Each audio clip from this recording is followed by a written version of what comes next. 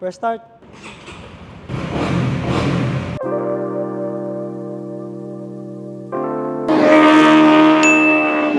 Hey, what's up mga katingin? Nandito tayo ngayon sa Honda East Avenue Branch, Barangay Pinyahan. Ayan. Ayun, nabalitaan ko kasi guys na meron pala ditong Winner X ABS Racing kasi alam nyo naman, yun talaga yung gusto kong kulay. Nandito tayo ngayon para tumingin lang. So, tingin lang tayo. Let's go!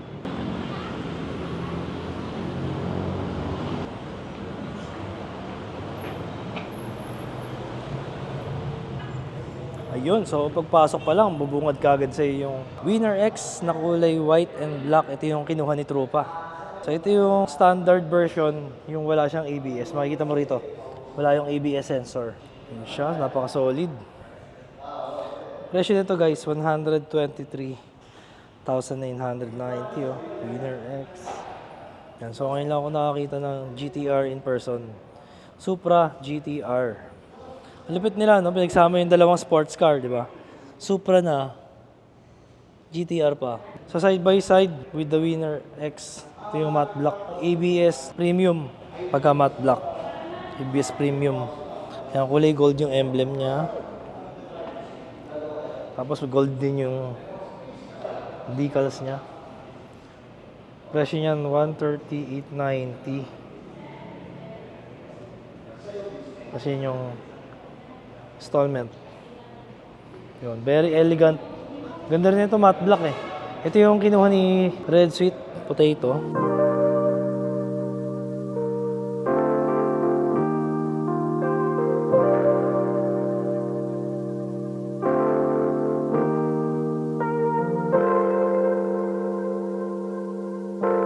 Ronel, sir. Ronel. Yung Winner X natin, sir, unahin ko na sa warranty period natin, sir. Ano? Ang warranty period natin, sir, is 10,000 kilometers or 1 year.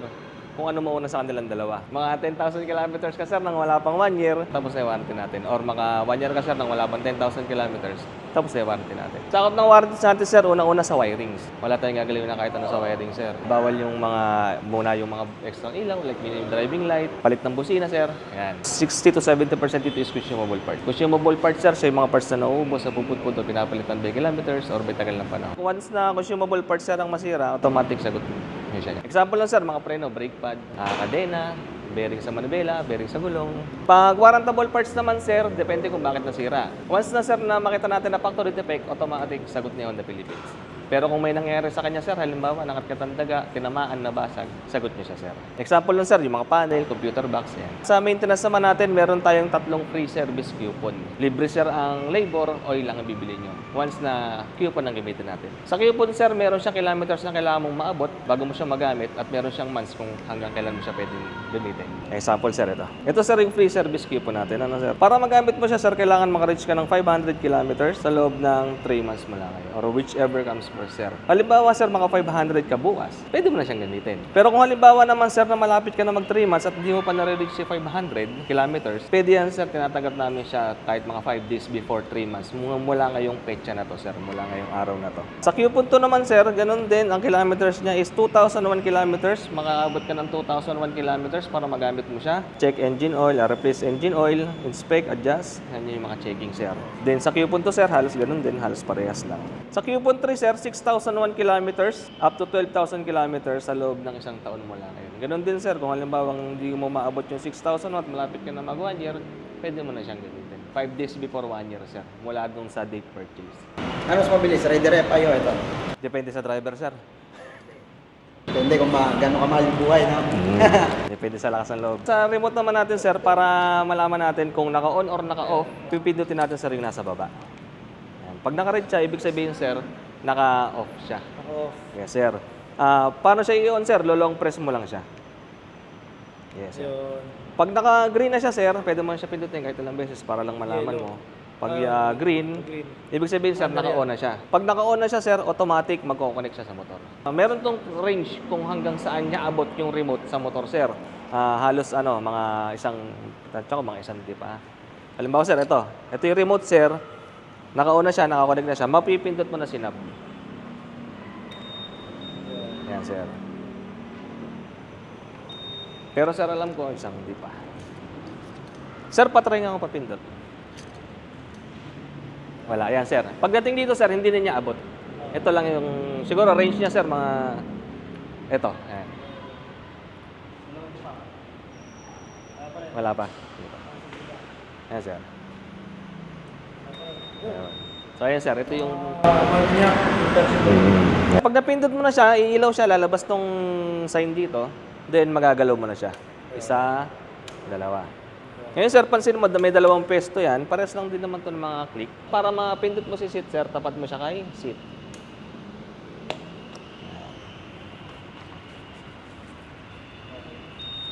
Up. Pag, sir, pag mga hindi mo siya nagagalaw ng mga ilang seconds, mag-shutdown siya muna. Ulitin mo lang. Yan, sir, sunod si ignition na. Then, start.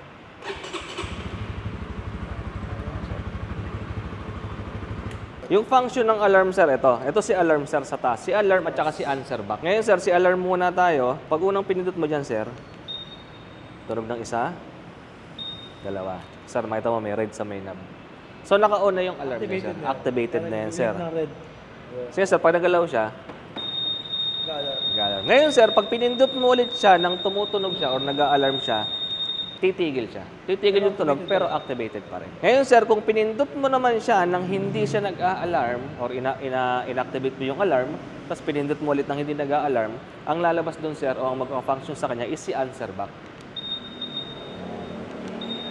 Pag nakapark ka, locator parang. Parang ganun, sir. Sir, paano patayin si alarm, sir? Lapit ka lang sa motor, i-on mo.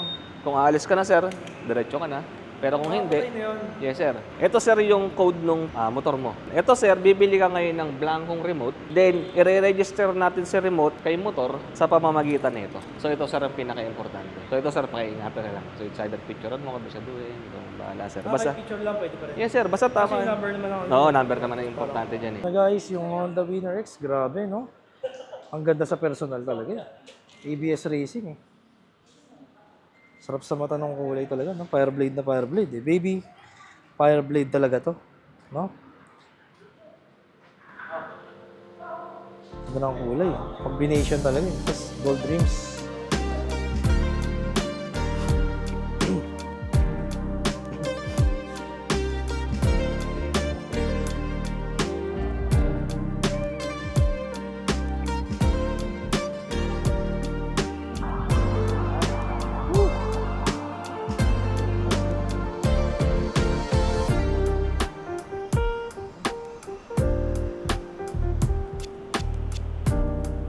Yan.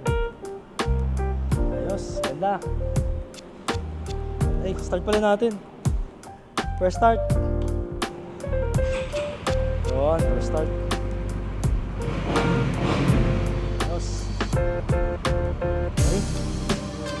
Sige kaya, kaya.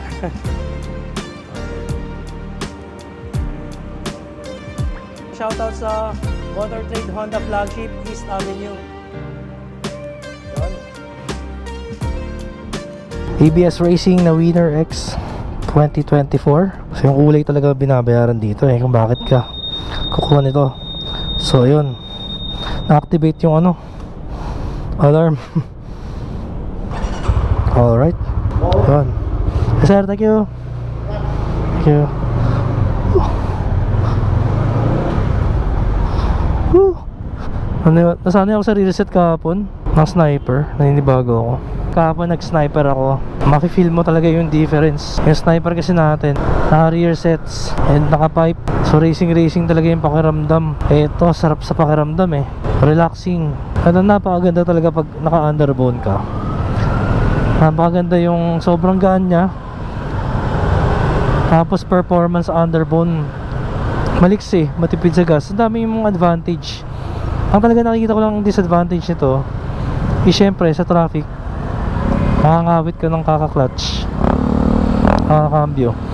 Tapos kung sakali na kayo maganda ka sapatos, for example Jordan 1, syempre kakasungkit-sungkit, magkakalamat yung sapatos mo, magagasgas. Kaya kapag umulan, thank you. Hindi naka-foot peg kapag umulan, ayun. Kala ko, kakilala ko. Nagandahan, sabi nga yung manager, tama si Sir Ryan. Maraming babati daw sa akin pag nasa highway na. Bumati ka agad si sir. Si sir na naka-Vespa yun ha. Magandaan siya. So bukod sa mga awit ka sa pagka-clutch cambio at magagasgasan yung sapatos mo sa pagsungkit-sungkit ng shifter, pinaka mahirap dito kapag tag-ulan yung tatalsikan ka ng putik. Kaya yung iba nagbabaon pa ng sapatos o kaya boots, yung waterproof na boots para hindi ka mabasa, o kaya iba nagsusuot ng parang Crocs na sapatos, yung rubber. Imagine yung naka-Vespa na appreciate niya yung Winner X, sabi niya ganda. Kahit naman ako pag nakikita ko kagandahan talaga ako, no. Ito na yung advantage niya pagdating sa singitan sa traffic. Manipis lang siya madaling singit-singit. Ang nakakatuwa nito, break-in na naman tayo. So only break-in, no. Doon po sa mga nakasubaybay dun sa previous vlog natin na kumuha tayo ng ABS Premium na matte red. Ayan, mas maganda kasi talaga tong ABS Racing. So biglaan lang talaga, dapat tingin lang guys. Kaya lang sobrang ganda nito ang ABS Racing. Kaya ito, sama na sa atin pa uwi. Kita nyo naman, oh. Gano'n siya kadali isingit-singit And wala na nga pala tayong fuel. Acceleration. Unang hatak. Unang hatak ni Winner X.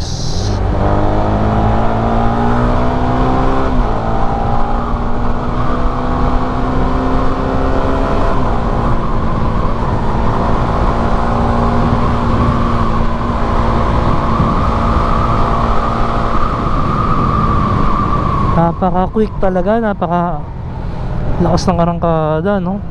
Gaan pa.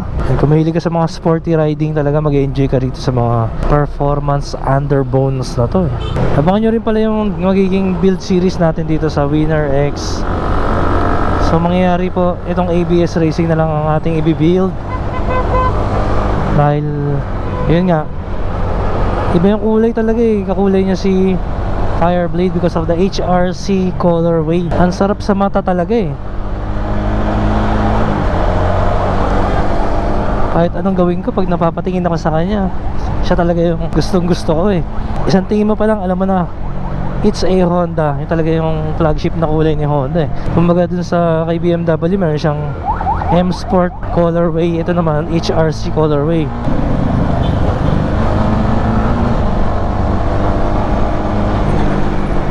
Kita mo naman kung gaano ka nimble, gaano siya kabilis talaga Power to weight ratio kasi maganda yung performance, tapos ang gaan So gusto ko ma-experience, curious ako kung ano magiging pakiramdam kapag na-setup pa na to, lalo yung sa performance level niya, yung makina.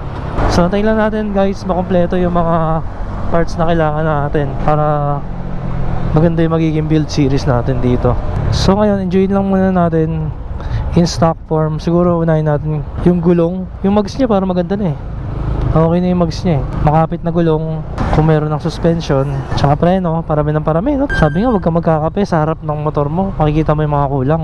Sarap talaga gamitin ng Honda Winner X. Ganda ng ride guys. Yung suspension niya, ang ganda rin ng laro Hindi siya ganun katagtag. And syempre, shoutout nga pala sa Motor Trade Honda Flagship East Avenue Branch. So doon tayo nakakuha ng Winner X na matagal na nating pinareserve at inaantay-antay.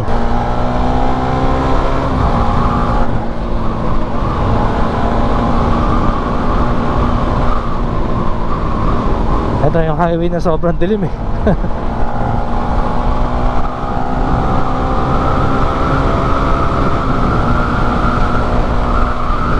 Ayan, i-bright. Ayan. Bright.